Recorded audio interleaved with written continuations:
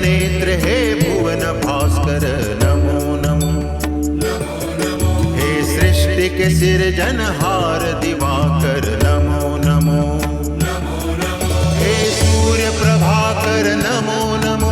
आदित्य विभाकर नमो नमो। हे भानुतिमिरहर नमो नमो। हे रवि भुवनेश्वर नमो नमो।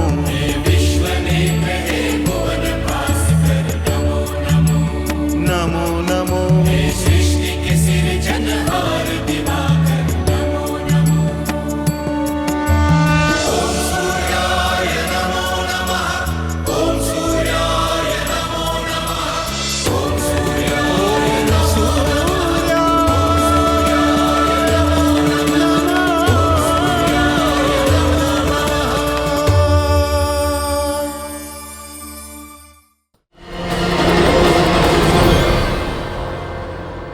देवर्षि नारद प्रकट हो। देवर्षि नारद प्रकट हो। नारायण नारायण। भगवान सूर्य नारायण की जय हो। देवर्षि क्या समाचार है और आप कहां से आ रहे हैं? प्रभु, मैं समुद्र तट पर था।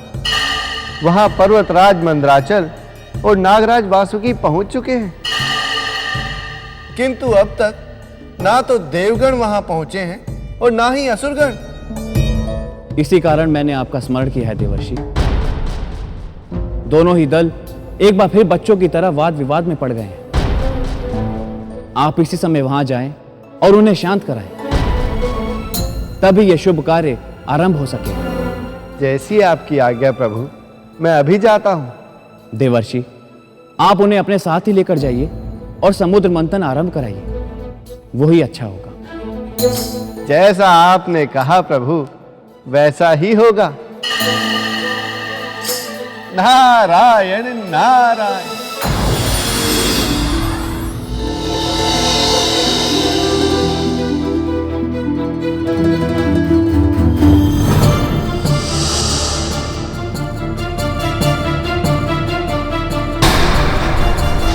अभी भी समय है।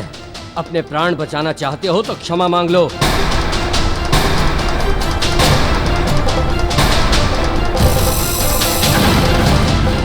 ये लोग क्या करेंगे?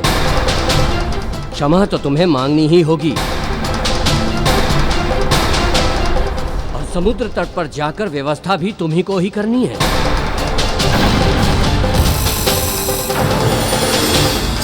नारायण नारायण। क्या हुआ असुर सेनापति? क्या किया देवराज इंद्र ने, जो आपने अपना प्रलंकारी परशु उन पर तान रखा है? अपराध तो ये लोग करते ही रहते हैं, किंतु पिताश्री ने बड़ी भूल की, जो इन जैसे कायर और स्वार्थी देवताओं से संधि कर ली।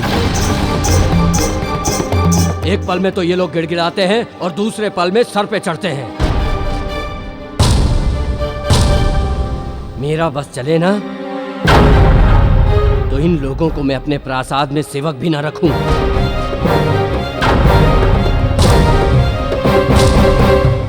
किंतु पिताश्री ने इनसे मित्रता की है। नारायण नारायण। सत्य कहा आपने असुर सेनापति। देवताओं का तो स्वभाव ऐसा ही है।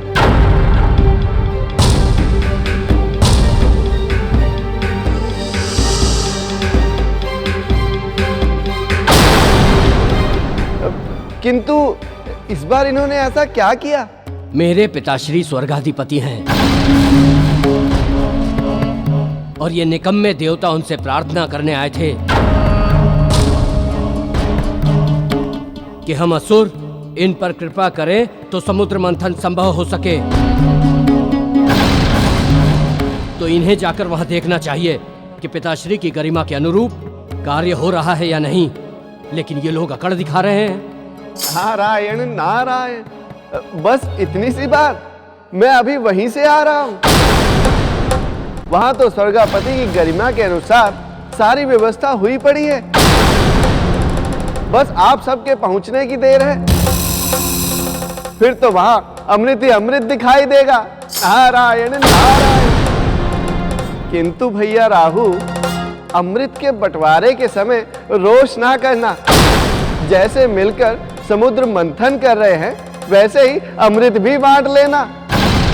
पुत्र राहु कहीं भोलेपन में हमारा षड्यंत्र इन देवताओं को ना बता दे। नहीं नहीं मुनिवर,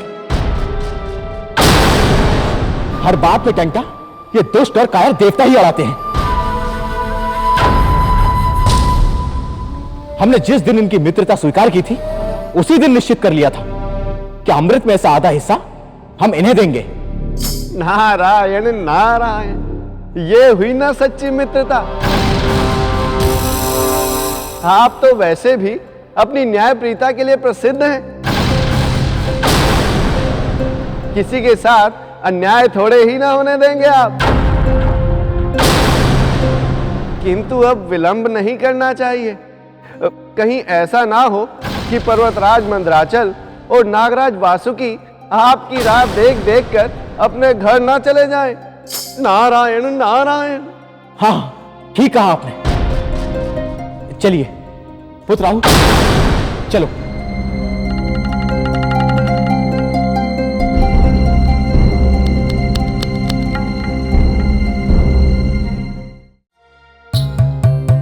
आपने बड़ी चतुराई दिखाई मुनिवर।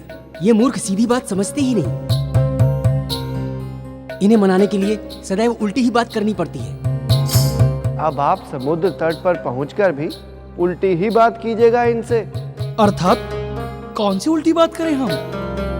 वहां जाकर आप लोग हट पकड़ लीजिएगा कि सांप की पूंछ अब शगुनी होती है। इसलिए आप लोग नागराज वासुकी की पूंछ नहीं पकड़ेंगे। तब वे लोग हट करके आप लोग को पूंछ की ओर ही भेजेंगे। किंतु देवर्षि, आप ये क्यों चाहते हैं कि हम लोग नागराज की अपशगुनी पूंछ पकड़ें? पवन देव, असुरों के समान मूर्खता भरे प्रश्न ना करें। किसने कहा कि सांप की पूंछ अपशगुनी होती है? वो तो मैं इन उल्टी बुद्धि वाले असुरों को सीधा समझाने के लिए कह रहा हूं। किंतु मुनिवर, हम लोगों को पूछ के और खड़े होने से क्या लाभ होगा? देवराज, जब समुद्र मंथन आरंभ होगा तो लाभ आपको स्वयं दिखाई दे जाएगा। तब तक थोड़ा धैर्य रहिए।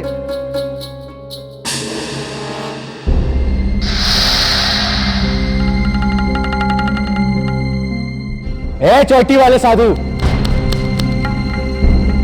तुम सब मिलकर हमारे विरुद्ध क्या षड्यंत्र कर रहे हो? कैसी बात कर रहे हैं असुरराज? आपके विरुद्ध षड्यंत्र करके क्या मुझे स्वर्ग लोक में अपना प्रवेश वर्जित कराना है? तो फिर क्या बातें कर रहे थे तुम लोग? नारायण नारायण। स्वर्गापति, ये बेचारे क्या खाकर आपके विरुद्ध षड्यंत्र करेंगे? वीर राहु की शक्ति के सामने तो वैसे ही इनकी सिट्टी पिट्टी गुम रहती है। मैं तो इन्हें समझा रहा था कि सुख का भोग वीर करते हैं।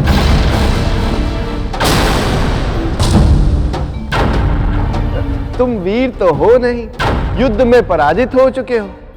तो अब असुरराज जो आज्ञा दे उसका पालन करने में ही तुम्हारी भलाई है। चोटी वाले साधु, जो बात तुमने अभी हमसे कही है, इन देवताओं को भी समझा दो। पुनः समझाने की कोई आवश्यकता नहीं है। एक बार समझाना ही पर्याप्त है।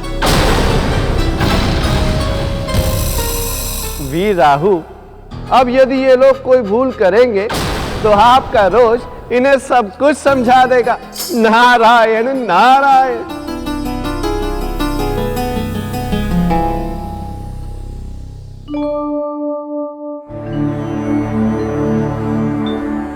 देवराज, असुरराज, हम लोगों को प्रार्थना करके यहां बुला तो लिया, पर स्वयं अब यहां पहुंच रहे हैं।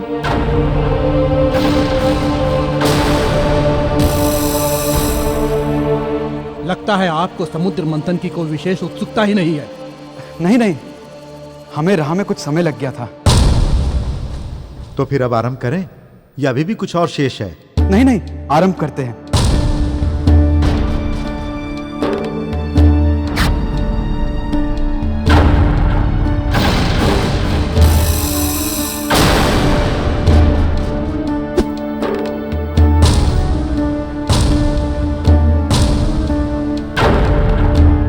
असुराज विप्रचति, हम थोड़े से लोग मिलकर इतना महान कार्य संपन्न नहीं कर पाएंगे। अच्छा होगा यदि हम अपनी अपनी सेनाओं को बुला ले। हमारी सेना हमारे साथ नहीं है, तुम अपनी सेना बुलाओ।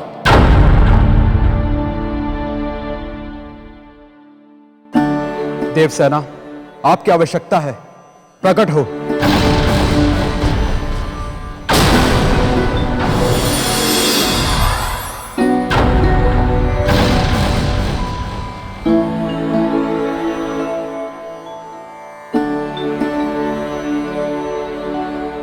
देवगण, आप लोग श्रेष्ठ हैं, सभ्य है, कुलीन है, इसलिए नागराज वासुकी के मुंह की ओर से रही आप लोग खींचेंगे।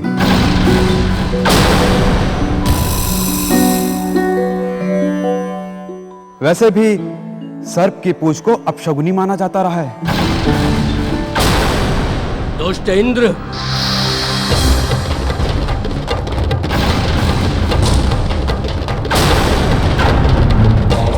तुम फिर से हमारा अपमान कर रहे हो। यदि देवता श्रेष्ठ, सभ्य, कुलीन हैं, तो हम क्या निकृष्ट, असभ्य, कुलीन हैं? अपने इस दुष्ट स्वभाव के कारण तुम्हें आज ये दिन देखना पड़ रहा है, और आज भी तुम अपनी दुष्टता से बाज नहीं आ रहे हो।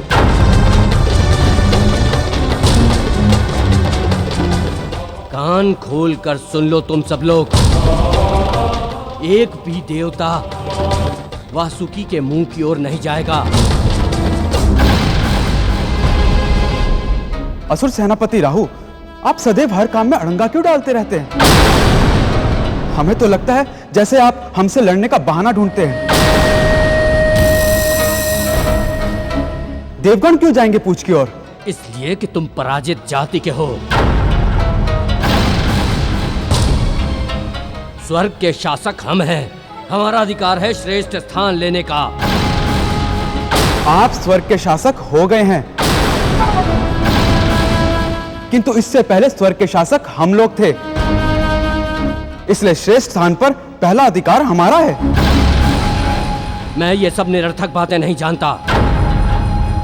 मैं केवल इतना ही जानता हूं कि यदि एक भी देवता वासुकी के मुंह की ओर बढ़ा तो मैं उसे वहीं काट डालूंगा। तो फिर हमें नहीं करना मंथन, हम वापस चले जाएंगे। ए चोटी वाले साधु, तू तो कह रहा था कि तूने इन देवताओं को समझा दिया है, किंतु ये कायर और स्वार्थी अड़ंगा लगा रहे हैं, मूर्खों जैसी बातें कर रहे हैं। जब हम इन्हें पाठ पढ़ाएंगे तो आप हमें दोष देंगे। अब क्या हो गया असुरराज, क्या समस्या है? मैं बताता हूं। ये दोष केंद्र अपने आप को श्रेष्ठ, सभ्य और कुलीन बता रहा है। इसी दम पर यह कहता है कि वासुकी के मुंह की ओर के स्थान पर देवताओं को होना चाहिए, किंतु हमने इन देवताओं को युद्ध में पराजित किया है। इसी कारण मुंह के ओर का स्थान हमारा है। नारायण नारायण, आपकी बात बिल्कुल उचित है असुरराज। देवराज इंद्र, स्वर्गाधिपति विप्रचति का कथन सर्वथा उचित है। फिर आप लोग ये भी ना भूलें कि असुरों की शक्ति आपसे कहीं अधिक है। यदि आप लोग इसी प्रकार असहयोग करेंगे तो असुर स्वयं ही समुद्र मंथन कर लेंगे और आप लोगों को अमृत की एक बूंद भी नहीं मिलेगी। आज पहली बार इस चोटी वाले साधु ने बुद्धिमत्ता की बात की है।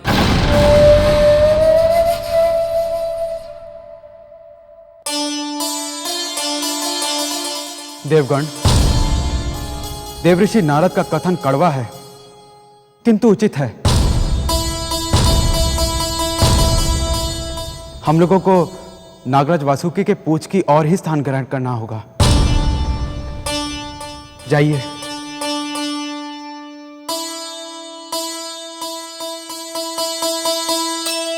सैनिकों, जाओ।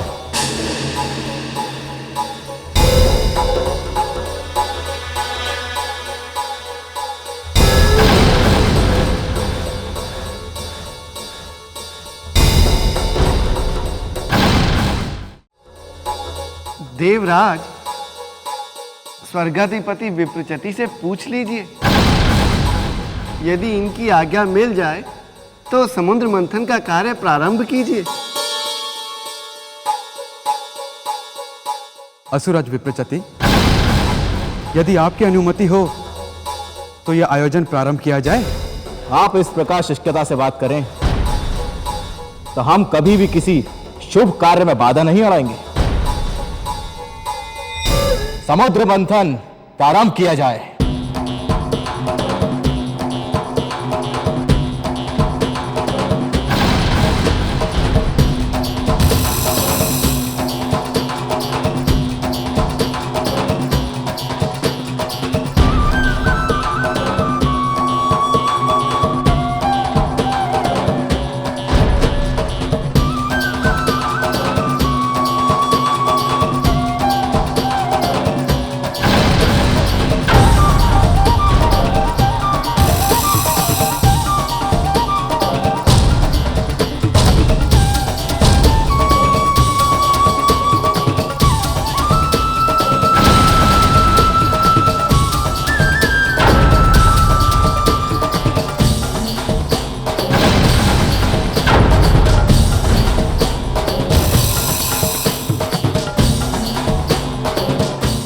यदि यह पर्वत समुद्र में ही डूब गया तो फिर मंथन कैसे होगा? ठीक कह रहे हैं आप। अपनी असुर सेना से कहिए कि रस्सी को ठीक से खींचे। वे लोग ढील ही इतनी छोड़ रहे हैं कि पर्वतराज डूबते जा रहे हैं। वो ढील नहीं दे रहे हैं। आपकी देव सेना मस्ती कर रही है। बल ही नहीं लगाएंगे तो पर्वत तो डूबेगा ना। पिताश्री, आपने किन कायरों से मित्रता कर ली है? इनके शरीर में तो बल नामक वस्तु ही नहीं है। असुर सेनापति राहु ना तो असुर ढील दे रहे हैं और ना ही देवता कम बल लगा रहे हैं। कारण तो कुछ और ही है। क्या कारण है?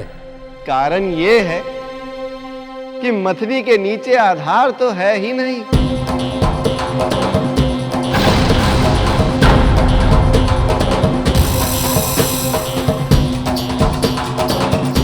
आप लोगों ने तैयारी तो बहुत की, किंतु किसी ने ये नहीं सोचा कि बिना आधार के मथनी मथेगी कैसे। परंतु सारी तैयारियां इन देवताओं ने की थी। इन्हें ही सब कुछ सोचना चाहिए था। असुरराज, ये समय एक दूसरे पर आरोप प्रत्यारोप का नहीं है। इस समय तो आवश्यकता ये है कि इस समस्या का समाधान निकाला जाए। तुम तो बहुत चतुर हो ना, तब से हमें उपदेश पे उपदेश दिए जा रहे हो। अब बताओ इस समस्या का समाधान। इस समस्या का समाधान तो केवल भगवान सूर्य नारायण ही बता सकते हैं। हे भगवान सूर्य नारायण, आप तो सर्वज्ञानी हैं, सर्वव्यापक हैं। इस समस्या का कोई समाधान बताएं सूर्यदेव।